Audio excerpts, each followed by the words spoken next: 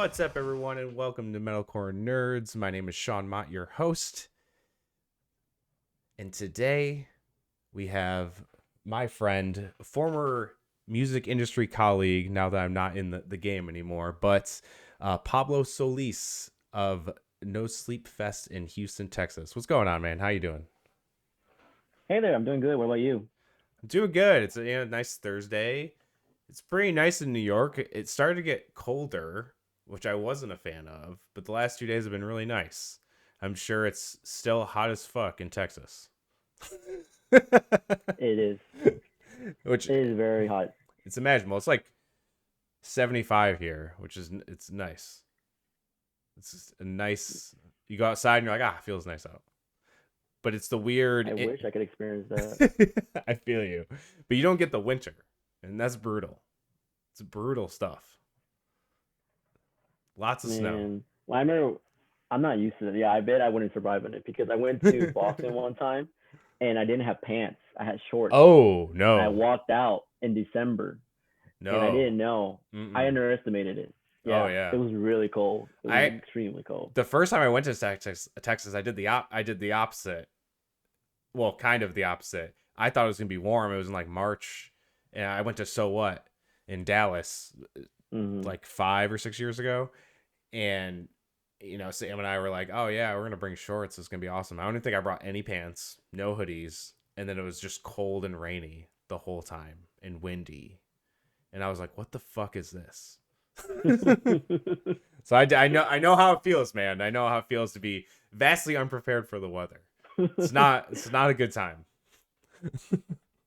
Well, also Dallas and Houston are like the polar opposites too. So I was just in Dallas this weekend, and it was actually cooler than Houston, and I'm just like, why? Oh, Like, why?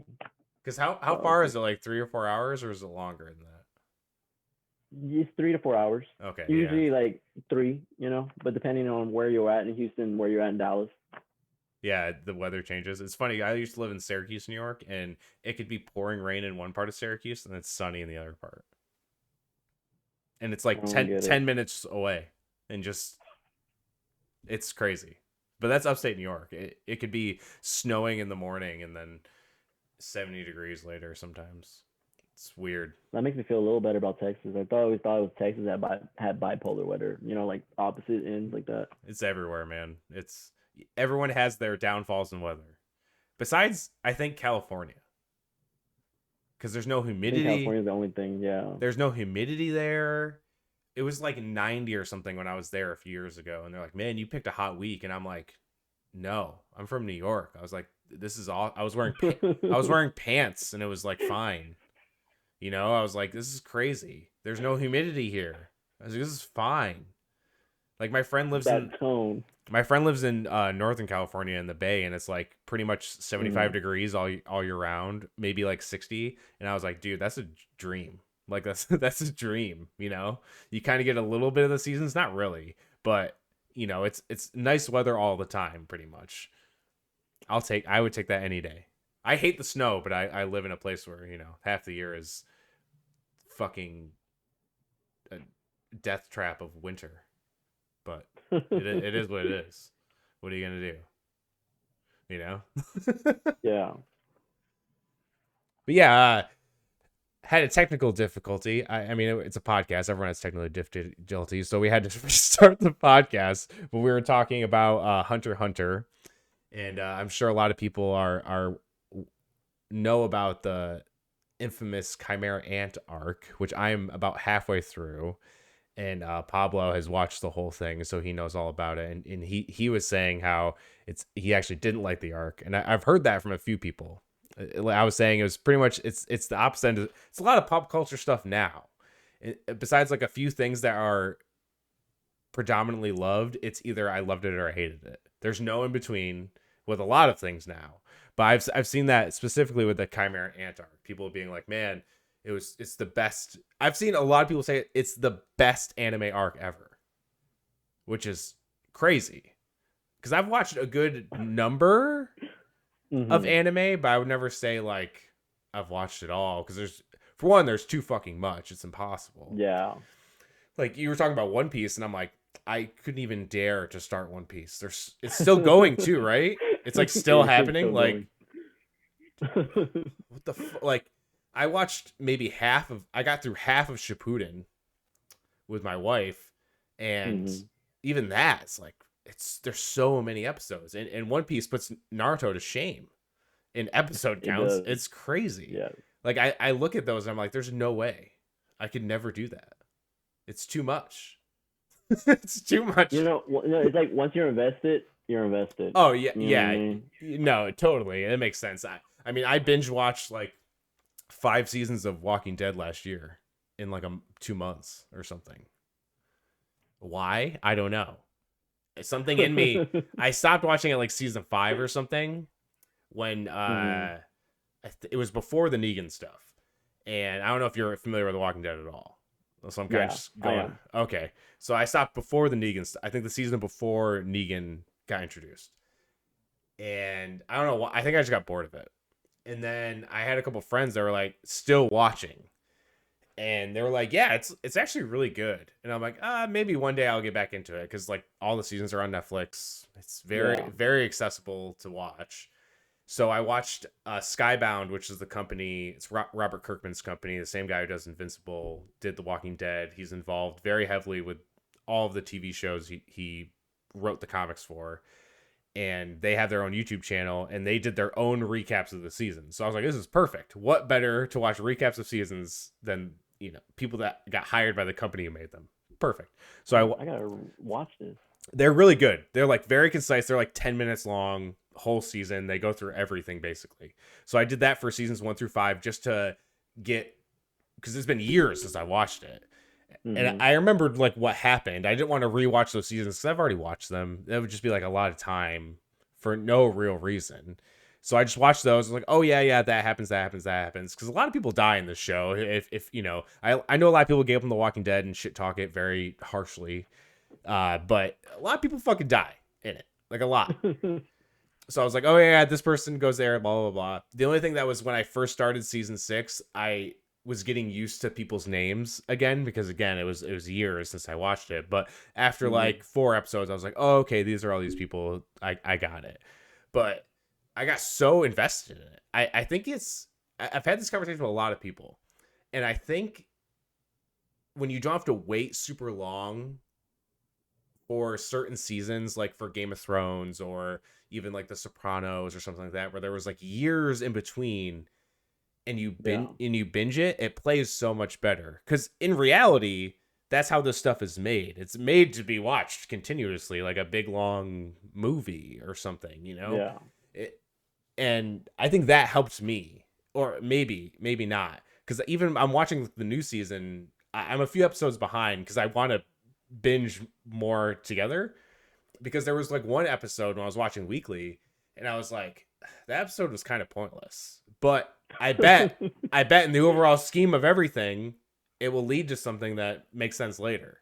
Yeah. It's like this weird thing with content, with like binge versus weekly versus whatever.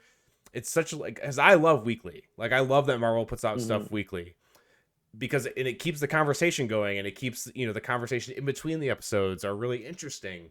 But it can also cause a lot of problems. Like the WandaVision problem is very apparent with everyone theorized out the ass for no reason really, other than it was fun. And then when they didn't, the crazy theories that we thought up of didn't come true, people got mad about it. And it's like, well, that's our fault. It Yeah, is. that was. You I know? remember that era. And it happens. It's happened with Loki and stuff, which the Loki theories actually wound up being true, which was crazy. But I I was like in the other side where I was like, I love the finale of WandaVision. I didn't care that all of our theories were wrong. It didn't bother me at all, because I was there to watch the story they gave me. But a lot of Mhm. people don't have that mindset. They're like, they didn't give me Reed Richards, and there was no Mephisto, and where was Doctor Strange, and everything like that. And it's like, well, that's the story they wanted to tell us. It's called WandaVision. Guess what? We got a show about Wanda and Vision. They told us what we were getting, and they delivered it. Like it is what it is. But in because this whole thing started because we were talking about what we've been watching lately. He mentioned he was rewatching Hunter x Hunter. He also mentioned Squid Game, which I've watched one episode. I am very into it. Oh, did you watch sub or dub? I know it's a controversial subject. No I judgment watched the either way. original. I watched it sub. Watch it subbed. Yeah. We started subbed, but Sam's anxiety like got to her and she's like, okay, let's watch it dub. But I think now we're gonna switch back. Either way, I don't care. I'll watch it either way. I don't mind. I was very invested. Like a lot of like a lot of shows or whatever we watch, especially at home. Definitely not in the movie theater for me. But everyone like scrolls on their phone a little bit while they're watching something when you're sitting on the couch. But for that show, I was like glued to the TV because I was like, what's gonna happen next? I was so interested in it. So I'm excited to watch more of that. Everyone's praising it, which makes sense. It's really cool. It's a very cool concept. Yeah. It's crazy. I've heard that there's a show called Battle Royale that's a little similar in ways, but I'm very excited to watch more of that show. So yeah, that's what you said you were watching, right? Hunter x Hunter. You finished Squid Game and watching One Piece again. Is that correct? Yes. Cool. Yes. Very... Hunter, I've finished it like 10 times. Damn, really? Yeah, I've started from the first episode to the last episode. I just done it continuously. I mean, it's a great show. I love it. Yeah, it's a great show. It's really rewatchable, honestly. Yeah, I love Gon. He's like the perfect protagonist, like anime protagonist. He's like a mix of so many different ones. Like he's definitely like a mix of like Goku and like Deku, even though I'm pretty positive. I know at least the anime came out way before My Hero. I don't know about the manga itself. Yeah. But he has like a good mix of like all of the main protagonists. He's like emotional, but he's not too cryy. Yeah. He always stands up for himself and his friends and shit like that. Like he's very loyal. But he's not dumb either, even though he has dumb moments. But that's being human. You can be a very smart person to say or do something dumb. It happens. He's a very positive. He's not too cryy, just like the rest of the main characters. Yeah, which I will defend that Deku is not that bad. Not as bad as other people. I don't know. I feel like people cry way more than Deku. But people always label him as the crier. I don't know. I love My Hero. I think it's amazing. I need to finish the latest season. Amazing.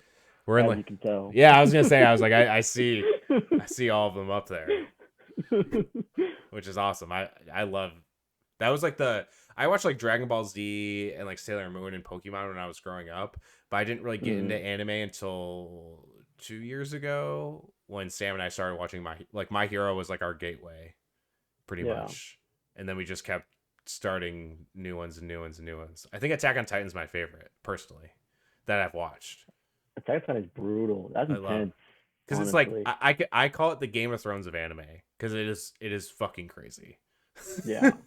And anybody could die, honestly. Dude, that's what I mean. Like, it's so surprising, and they drop major plot twists and just dialogue, and you're like, wait, what did they just say? Like, what is going? What? We just finished season 1 of Tokyo Revengers. I don't know if you watched that one, but if you haven't, I recommend it. It's so sick. Take this. I said this to someone last night. So you have to take this with an anime filter over it, but it's like a mix of the Butterfly Effect and Sons of Anarchy. Very weird because there's like motorcycle gangs, but it's not like drug dealer biker gang Sons of Anarchy. I just say like the bike gang part of Sons of Anarchy, but there's a very Butterfly Effect vibe to the whole show. It's very cool. It deals with like time travel, sort of. It's not complicated time travel. It's very linear time travel, so it's not hard to follow, but it's very, very cool. And season 1 ends crazy, so I'm like, I need season 2 now, just now. But I know it won't come out for like a year or 2 or whatever that ends up being. But I recommend that one very highly. It's awesome. Okay, I'll check it out. I saw that. I wanted to watch it because I know that there was an article that said that it passed up Attack on Titan. I want to say in like manga and sales and manga. So that's why I was like, okay, I guess this is like that's crazy though too as well. Like, like this just recently came out and it just passed up a big contender. You know what I mean? So I was like, dang, I guess it's really good then. Yeah, it's definitely becoming another popular one. Just how like Demon Slayer and Jujutsu Kaisen became. It's like it seems like that's like the next one. That's kind of, it's not as popular as those two, but it seems like a lot of people are talking about it like those two in a way. Yeah. I rewatched the Demon Slayer movie like a few weeks ago, and it's still fucking awesome. I don't know if you're into I don't know if you're into Demon Slayer. I love Demon Slayer. Oh, cool. I read all the manga Oh, until the damn. end. Hell Yeah, yeah. yeah. And then the show was amazing. I love So, the show. so you already know what the fuck's gonna happen anyway. Yeah. that's that's what it doesn't deter me from manga, but it's like the big difference between comic books and adaptations is that manga is usually the same mostly. Yeah. I know they do change certain things and they'll add stuff and things like that, but it's usually pretty much a straight on adaptation, whereas comics are nothing like the source material usually. They'll do the little not Yeah. They it's just more. take like ideas. Yes, and they more of kind of they reward you for reading those things with little Easter eggs or stuff like that. But that's why I read more comics than manga. I have a ton on my bookshelf down in the living room, but I haven't read any of it. Just because I'm like, I already know what's gonna happen. Like we have like the first three books of like Death Note, and I have like a Dragon Ball Z and Dragon Ball One, but I'm like, I'm gonna read it, but I already knew what's gonna happen. So it's like, you're just reading something you already know is gonna happen. It's kind of takes the fun out of reading, you know? Like They're more like collectibles, you know. I yeah. have some too as well, and I don't really read them. Yeah. Because the Death Note ones, They're just there. they're like all black editions, like the sides of the pages are black and everything. So they're really nice. And they are I more really like like the big ones. they're not super huge. They're still paperback, so they're not Oh, crazy. okay, okay, okay, Yeah, okay. they're not crazy. Okay. I know you didn't mention this in this version of the recording, but we talked about how you saw Venom 2. I saw Venom Let There Be Carnage last night as well. So we're going to talk non-spoiler talk about that. But first, I want to talk about the box office numbers because regardless of what either of us say about this movie is Mm-hmm. absolutely dominating at the box office. It did just over $90 million domestically last weekend. Finally dethroned Shang-Chi from being the number one movie in the country, and it had a higher opening, the highest opening since the pandemic, I think since Rise of Skywalker, if I'm correct in that. But it beat out Black Widow, beat out Shang-Chi, and also beat out the opening weekend of Venom 1, which is pretty crazy because that movie made a fuckload of money. So this movie is crushing. It's the Yeah. same as last one. The first one was very divisive in reception, still made a whole fuckload of money. And I call it the nerd bubble. And it's kind of like everyone who's a nerd, like a lot of people in the Facebook group and things like that. We like live in a world where we're like obsessed with pop culture and obsessed with Marvel and DC and all that stuff. And we like watch all the YouTube channels, and I have a podcast where I talk about this stuff. And we live in a very small bubble where actually the minority of the world is outside of it, and half the time when things happen they're very surprised, and we're like, oh yeah, we thought that was probably going to happen, but it's cool that it happened. Like Yeah. my wife Sam is in that bubble for the most part. She does know some stuff, but she's not super hyper obsessed like I am. So like when Sylvie showed up in Loki, she's like, "Oh fuck, a female version of Loki? What the fuck?" And I was like, "Oh yeah, I figured she was gonna be in it because stuff like that." But I was like, "This is cool." It's not like I'm like unimpressed by it. I'm like, "Oh, this is cool," but I figured it was going to happen. So it's like that people outside this nerd bubble are what's making all this fucking money because they're like, "Oh, Venom, I love Venom. I've heard of Venom. I'm gonna go see the movie." You know what I mean? It's Yeah. that kind of weird thing, and it's hard to take yourself out of that a lot of the times and realize that there is people who aren't hyper obsessed with the stuff that watch this stuff. Yeah. But it's why these things make money. It's why these things get nominated for certain things. It's why all of these huge level actors are coming to be a part of these movies now, or TV series, or whatever. But before I get into my thoughts of Venom Let There Be Carnage, I want to hear your non-spoiler thoughts. So we're not going to talk about the end credit scene at all Okay. because I think most people kind of know what it is, but we won't talk about it. But don't give anything away. Things that are in trailers are fine to talk about. But what did you think of the movie? Because I have some thoughts. That's for sure. I love how you're like this version of us that haven't talked about it yet, and right now the multiverse is like the biggest thing right now. So I was like, oh, okay, damn, that's like that kind of like messed me up a little bit. I know. um, I didn't have any expectations for Venom. Fair. So it wasn't hard. It wasn't like, it was a good movie to me, but if I felt like if I had expectations for it, it would have been bad, you know. And It's a good way to put I'm it. glad I went with no expectations. I'm glad I didn't went with no expectations. I was just literally there to have a good time. I literally was just there chilling. And like you said, like I got spoiled, you know, the end credit scene beforehand. Fair. And actually, I was kind of bummed out that I was like actually spoiled it. And I usually don't care about spoilers. Yeah. That would have been amazing to get that reaction out of me. Like, you know, I'm just sitting there getting my popcorn and like, oh. Yeah. and my girlfriend even got up when the movie was done, getting up like getting ready to leave, and I was like, wait, you gotta stay, we gotta wait. Why don't you take a seat? But Why don't you I take a think, seat? yeah, exactly. I like, she was like confused. She's like, this isn't a Marvel movie. I'm like, It is a Marvel just sit movie down. though.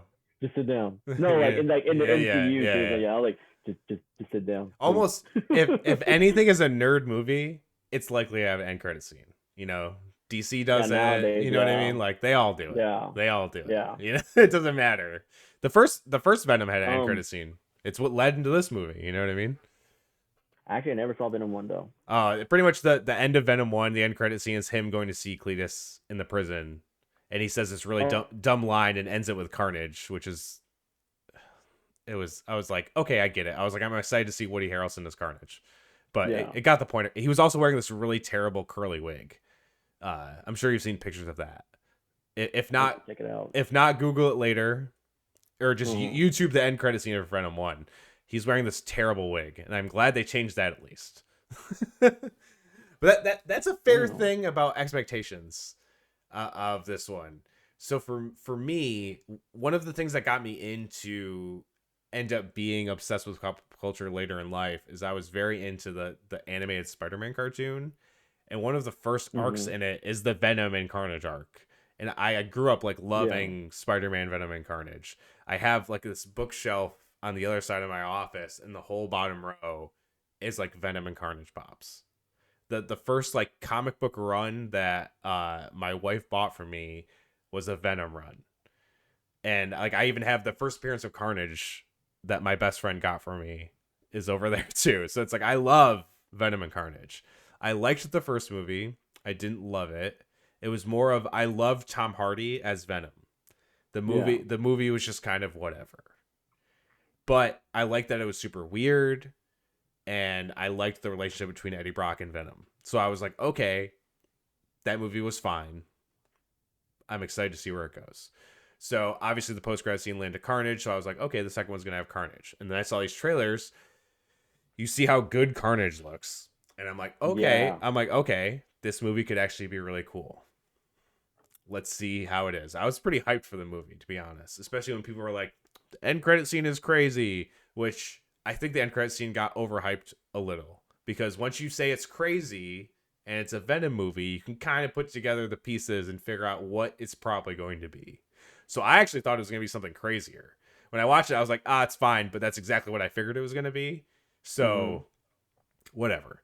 But I don't want to go into details of that. I'm sure everyone who's listening to this already knows what it is anyway. But for me, this movie was a big letdown, personally.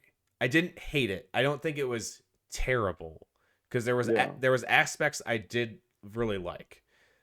Again, I like the Tom Hardy and Venom stuff. I felt like Tom Hardy was having the time of his fucking life, and for some reason, he was on a level like up here with acting, and then the rest of the movie were like way the fuck down here. I don't know what they were doing. Like Michelle Williams, who's an Oscar-nominated actress, Woody Harrelson, I'm pretty sure he's been nominated for an Oscar, but Woody Harrelson is incredible. I was excited to see him as Cletus Cassidy, but to me, he was just like very whatever.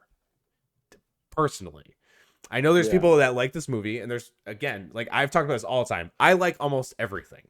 It's very hard to make me be like, that was whatever. That's why I'm so bummed about this movie. Because I went in being like, I'm stoked for this movie. And then I came out being like, yeah, I'll probably never watch that again in my life. There's no need for me to watch it again. But I like the relationship of Eddie and Venom. Again, Tom Hardy was awesome. I loved how funny it was. A really funny movie. which was cool. Like, it made me genuinely laugh. And I think it's because they stayed with that weird tone from the first one, which I liked. Venom's Venom's weird. He's just weird. The fight scenes was a big improvement from the first one, because that was one of my biggest gripes with the first one. The end fight scene is like just a mess. It's a mess. You can barely tell what's going on. It just happens and then it's over. This one, at least you're like, oh, you can fully tell what's going on between Carnage and Venom, which was cool. That's what you want to see in a Venom and Carnage movie, is them, Carnage doing all this fucked up shit, killing people, and them fight, which we got, and it was awesome. It's just the movie in between was just very whatever. And that's really all I can say without getting too much into it. I'm going to be having it's just like, people dog on me in the Facebook group. If you're not in the Facebook group, I'm going to add you later. But people dog on me for liking everything. And people have seen me, like, I tweeted that I was like, I saw the movie. That's my review. That's all I have to say. And we're going to have a panel on Venom, There Be Carnage in a few weeks. Maybe next week. I don't know. I have already people in mind I'm going to do it with. I just got to hit them up and schedule a day where we can do it. And I think people will be surprised of the things I lay into. But that it is what it is. That's really all I got to say about Venom 2 without getting into details. But I am excited to see where Venom goes next. Again, like the first one. It didn't totally kill my love for it because I liked what Tom Hardy did. So I'm excited to see where this leads to. That's all I'm gonna leave it at, and that's all I got. I guess like the last thing just to talk about that is just like, I felt like Carnage really like sold me on like this could have been like a horror movie. Oh, on his parts. You know what I mean? I really genuinely. Oh shit! Hold on, an ad popped up. It really sold me on, like, I actually got terrified a little bit. I was literally like there, like gripping on my seat. I'm like, oh my god, this is actually kind of like a little terrifying. Yeah, I kind of wish they leaned it like that. Like, a lot of people were freaking out about the PG-13 rating, which they did a really good job. But I kind of wish they did lean more into the R and made it super brutal and like almost like a slasher horror movie. That would have been way cooler to me. If like the first half of the movie is him just straight up murdering people, but in a way more like how Suicide Squad was. Like, it's super over the top and gory. And they leaned into that camp because they've already established this weird ass tone.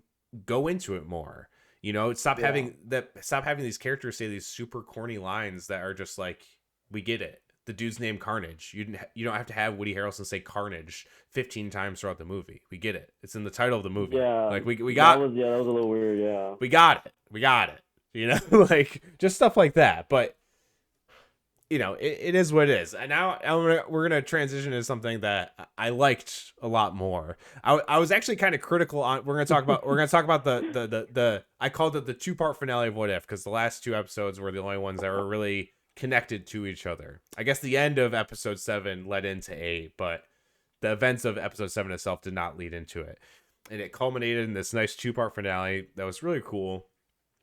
Because at episode 7 for me, I don't know if this was for you, I viewed What If as like, oh, this is going to be a fun thing. And then that last trailer came out and I was like, oh, this could be more than that. And it did end up being more than that. But I think the anthology story of it kind of took me out, because my favorite part about the MCU is how everything ties in together, how everything leads into something else, how this ties to that and stuff. And this didn't really have that. It was more of things we've already seen, just done differently, which is fine. Yeah. I just, my main strength of the MCU is telling an overarching story. So it was kind of just like story. Oh yeah, now they overarch, which was kind of, because but the Party Thor episode, probably my least favorite episode. It had some really, like, the fight between her and Captain Marvel, or him and Captain Marvel, was awesome. Yeah. It was like a straight up anime fight, which was cool. I was glad I got that, but the rest in it was fine. It was like a fun episode, but there was no episode I hated. I guess there's no, because they're fast, they're fun. It's a cartoon. They fly by, and you're like, okay, it's done. But I was getting to a point where I was like, I don't really care.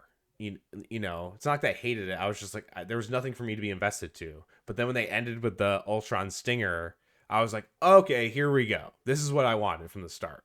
So something to kind of tie it together. Yeah. But the episode 8, the What If Ultron won, easily my favorite episode. of the whole series. It was awesome. We got the Age of Ultron we never got in the movie, which I'll defend that movie until my grave anyway. But I've always wanted Ultron to come back in some way, shape, or form. And we got it in a different way than I thought would happen, but we got it. And it was awesome. He gets Vision's body. He gets the Infinity Stones. He fucking demolishes Thanos. It's awesome. So before we dive a little deeper into these two episodes, what did you think of What If overall? Did you think it did its job? I loved What If, so I think it did do its job. Cool. I actually think it might be one of my favorite shows so far they've actually released. Actually, really, like, it was entertaining throughout every single episode, and it actually surprised me in some of the things they did. Like you said, like bring up back Ultron. You know, I've been wanting Ultron to show up in the movies. You know, at least a hint. You know, because like I feel like he still needs his moment. Yeah. But like I was actually shocked that they actually did a lot of, like, all the things they did pull these episodes. I was actually shocked. Yeah. You know, and yeah, I'd say I enjoyed it a lot. Honestly, I look forward to it. The first one, I have to admit, I didn't really like it too much. The Captain Carter one? When the second one came in, then that's when it started like getting me involved. Yeah. I feel like the pacing of episode 2 was a little more better than episode 1. Yeah. That's probably why I liked it a lot more.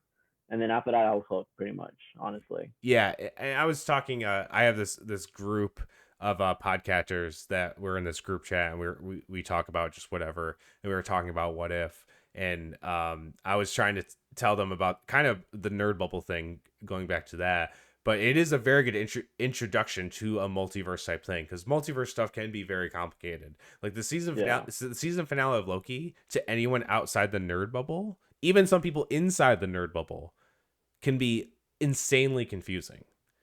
Because if you didn't know Jonathan Majors was cast as Kang for the next Ant-Man movie, and Jonathan Majors shows up in the season finale, you're like, who the fuck is this guy? You know what I mean? I was like, oh shit, it's Kang. Holy fuck, they did it. I cannot believe they did it. You know, but other people are like, who the fuck is this guy? Which makes sense. Again, I mean, I run a podcast where we talk about this shit. So, and I'm just interested in that stuff anyway. So, you know, someone like me, of course, you're like, yeah, this is the fucking greatest thing ever. But someone who has no idea who Jonathan Majors is, hasn't seen Lovecraft Country or Last Black Man in San Francisco or anything like that, they're just like, who is this random guy who's runs the TVA? Like, what the fuck is this? This is super confusing. And then he, you know, explains the multiverse, and then the multiverse is collapsing, and you're like, what the fuck is going on? I can see how it's very inaccessible to certain people, but this episode did a very good job of being like, oh yeah, see, one little change and what we've seen before can make something happen totally different. And yes, the first episode definitely was, they crammed a lot into it, and it was basically the first Captain America just done with Peggy Carter in the role of Steve Rogers. I liked that episode. I was like, it was fine, it was fun. Some of the jokes were definitely like way kiddish, but this show is also made for kids too, so yeah, it makes sense. But I liked Captain Carter. I thought she was like awesome. You know, it's like, what would happen if the super soldier serum went to someone who was already a trained, you know, like secret intelligence officer? Like, that's cool. And it seems like we're probably going to get her in live action too, which is exciting. And she's going to come back in season 2 of What If, which will be cool. Yeah. Cool too. I have something I want to talk about, the end credit scene. That's my theory to it, which could be very cool to see how that pans out in season 2.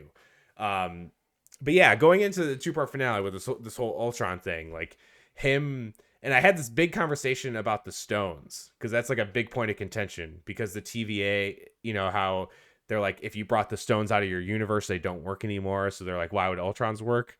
So I came up with this theory on that. I mean, it could just mean nothing and us looking too hard into stuff, because that's also a thing with nerd culture now, is we overread some things that really aren't meant to be anything, like the aerospace engineer who is just a person or whatever. I mean, they can retcon that later and have the aerospace engineer be someone else. It's very easy, because I could just say, oh yeah, you didn't even bring your you know, rover to me, you had it delivered by someone else. Very easy for them to retcon those kind of things, and they do that stuff all the time. But it's just, I think, because since it's from people who are obtained by the TVA and they prune those timelines, there's no universe the stones are attached to, so it makes the stones useless. That's just me thinking probably way too much about it and trying to give an explanation for it. But that could be a very like sound argument to why the Ultron stones work regardless of the TVA stuff. That's just me. It's not really the point of this at all. It's just the thing. Well, that makes sense. No, it makes sense. It was just the thing I wanted to bring up. But this Ultron is terrifying. I honestly didn't think they were gonna beat him in the end. I thought they were gonna have to like break the multiverse again. Oh, you know, because it's been this whole thing of like, who really broke the multiverse? Was it Doctor Strange? Was it Sylvie?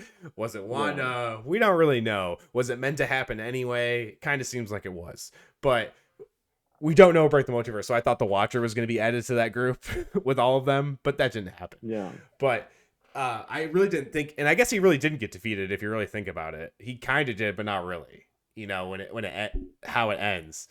But Ultron is terrifying. The Watcher fight through multiverses was very cool. Another kind of anime-esque, super like Dragon Ball Z epic fight, which was very, very cool to see. And then I loved the ragtag team they made up in the end. And apparently, I know a lot of people are wondering about the Gamora and Tony episode, because obviously there's an episode in there. Apparently that's going to be in season 2.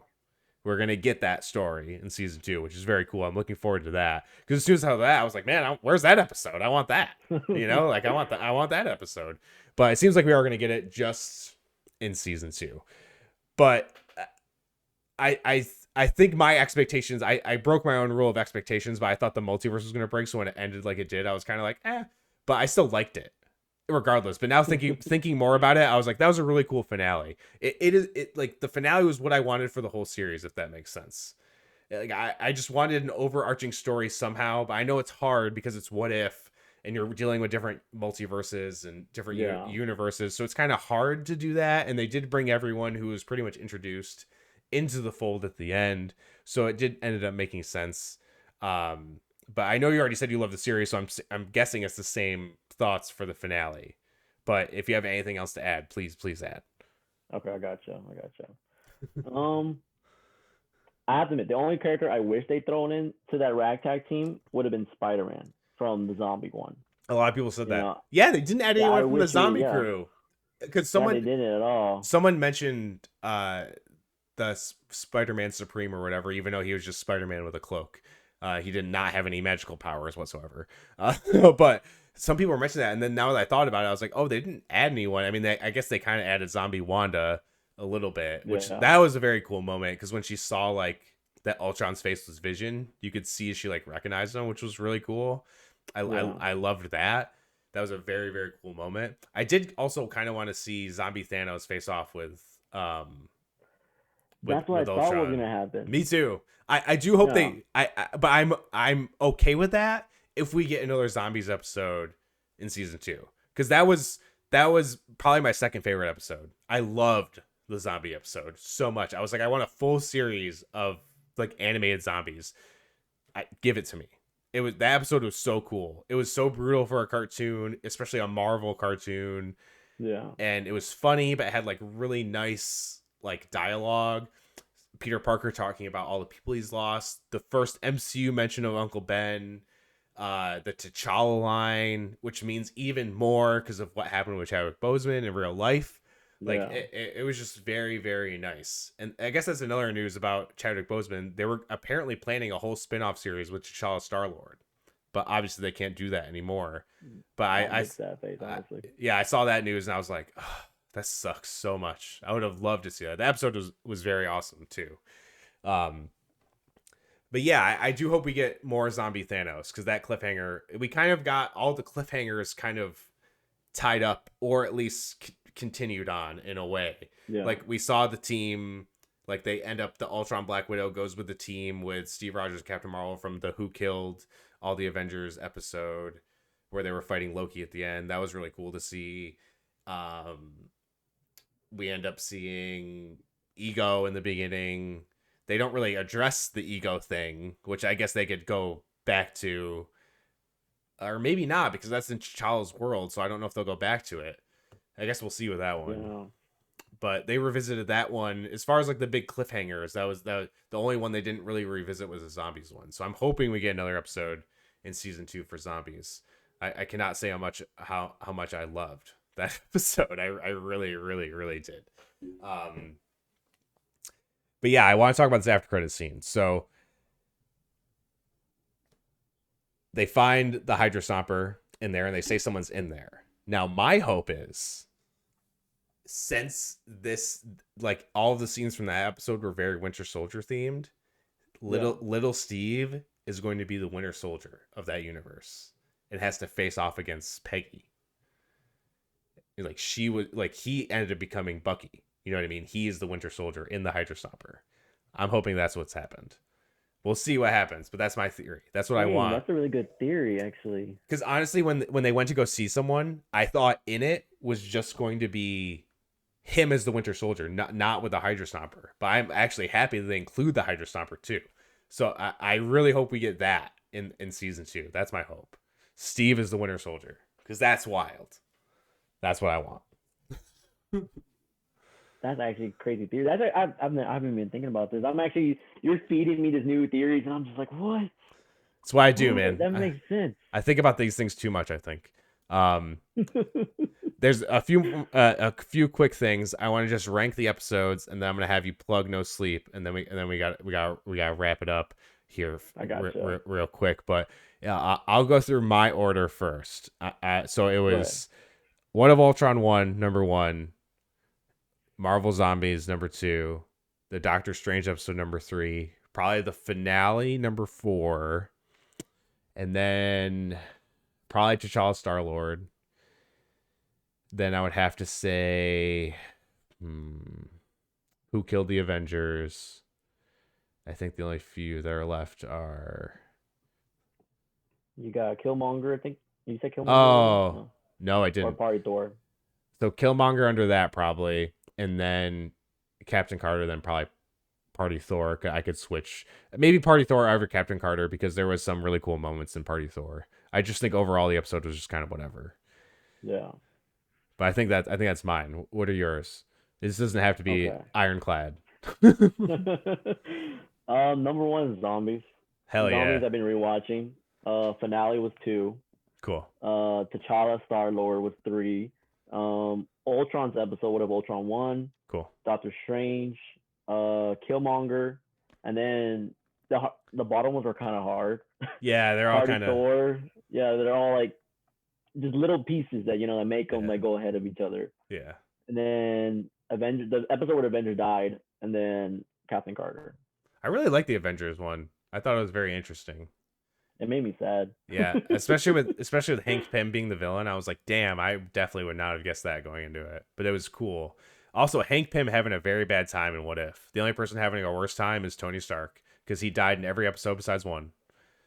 Yeah, honestly, dang, they just want to do that to him. I suggest watching this. New Rockstars made a video saying if Tony Stark's death is an absolute point in the multiverse, that he has to die in order for things to move forward. It's a very good video. It came out before we saw that he lives in the one universe with Gamora, but it's a very good video. I highly recommend going watch that. So before we get out of here, I need you to plug No Sleep Fest. This year, you've done it for a few years, right? Yeah, this is the 5th year anniversary. 5th year. This lineup is very awesome. It's got a few of my favorite current bands, Frail Body and Greyhaven, both incredible bands. I worked with Frail Body for a while before I got out of booking, and they're the best dudes. I worked a little bit with Greyhaven too, but they're also amazing dudes. That band is phenomenal. But I'll let you have the floor. Talk about No Sleep Fest. So yeah, it's the 5th year anniversary.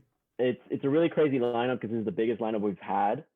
And I think part of it also is taking a break during the pandemic, even though the pandemic put a hinder on everything. But I feel like that break needed to happen for it to evolve. And now we've gone to a point where we've gotten attention, you know what I mean? The attention that it deserves.